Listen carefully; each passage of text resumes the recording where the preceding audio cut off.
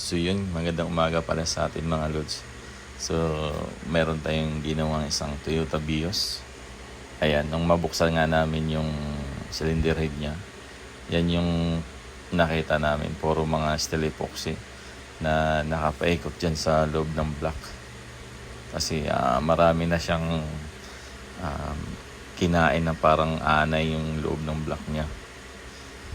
Yan, sinisikwat namin. Makita nyo naman. Yan, natanggal na. So yan yung mga steel epoxy namin nakita dyan. So panoorin yung buong video para makakuha kayo ng idea. So yan, yan yung tinuturo ko, yung may tama na yan. At saka hindi lang nag-iisa, marami. Yan, sinisikwat pa namin yung iba dyan na mga steel epoxy para malinis. Tapos tinry namin pinalitan ng cylinder head gasket. Niliha yan yung block na yan para pumantay. Ayan. May marami, oh. Marami mga steel epoxy yung nilagay, oh. Ayan siya, oh. So makikita nyo dyan talaga na halos puno ng steel epoxy yung paikot. May iba nagkakalaglagan sa loob. So yun, sumusulwak yung tubig niya, nag-overheat siya mga lods. Ayan, tapos isang bolt nga pala dyan, nakaka-oversize na.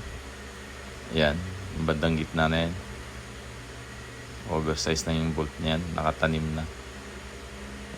Malamang ginawa na nila ng paraan yung makina na yan. Yan yung marami mga steel epoxy.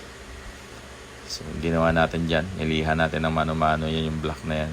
Hindi na natin binaba yung block kasi medyo malaki-laki aabutin. Pag binaba pa natin yung block, medyo magagastosan lalo ang may-ari.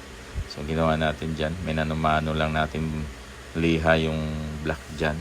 Itong machine shop, pinamachine shop natin yung cylinder head nya, pinarepis natin. Yan. So sinusundot nga namin yung mga naiwang nalaglag na mga steel epoxy sa loob.